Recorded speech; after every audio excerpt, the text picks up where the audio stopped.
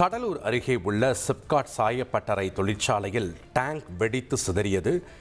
இந்த விபத்தில் ரசாயன கழிவு நீர் வீடுகளுக்குள் புகுந்ததால் பொதுமக்கள் சிலருக்கு வாந்தி மயக்கம் ஏற்பட்டிருக்கிறது. கள விவரங்களை அறிந்து கொள்ளலாம். எமது செய்தியாளர் தேவநாதன் இணைப்பில் இணைகிறார். வணக்கம் தேவநாதன், இந்த விபத்து எப்படி ஏற்பட்டது? தற்போது இந்த விபத்தால் அப்பகுதி மக்களுக்கு என்ன மாதிரியான பாதிப்புகள் ஏற்பட்டிருக்கு? விவரங்களை பதிவு பண்ணுங்கள். கடலூர் அருகே உள்ள சிப்காட் பகுதியில் ஏராளமான தொழிற்சாலைகள் இருக்குது. அதாவது பார்த்தோம்னா ரசாயன தொழிற்சாலைகள் மற்றும் மருந்து உறுதி பாகங்கள் தயாரிக்கும் தொழிற்சாலைகள், சாயப்பட்டறை தொழிற்சாலைகள் இதில் அமைஞ்சிருக்கு. இந்த நிலையில தான் பார்த்தோம் அப்படின்னா இந்த சிப்காட் தொழிற்சாலையில் இருக்கிற சாயப்பட்டறை தொழிற்சாலையான லாயல் அப்படின்ற ஒரு தொழிற்சாலையில பார்த்தோம் அப்படின்னா இன்று அதிகாலை திடீரென அப்பகுதியில் இருந்த இடிபி டேங்க் எனப்படும் ஒரு டேங்க் வெடித்து சிதறி இருக்கிறது.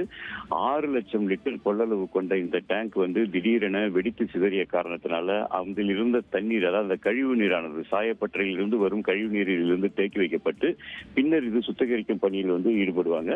அந்த கழிவு நீர், அந்த ரசாயன கழிவு நீர் தேக்கி வைக்கப்பட்டிருந்த அந்த தொட்டி தான் வெடித்து சிதறியது. அதன் காரணமாக அப்பகுதியில் இருக்கும் 50க்கும் மேற்பட்ட வீடுகளுக்குள்ளார இந்த தண்ணீர் புகுந்திருக்கிறது.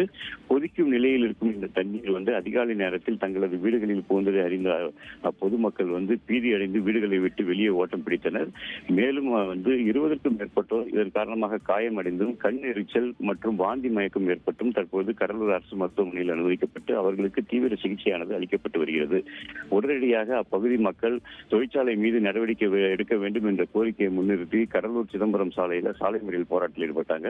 பின்னர் காவல்துறையினர் அவர்களிடம் பேச்சுவார்த்தையில் நடத்தியதை தொடர்ந்து தற்போது காவல்துறையினர், வட்டாட்சியர் உள்ளிட்டோர் அந்த பகுதியில் தொடர்ந்து விசாரணை மேற்கொண்டு இருக்காங்க.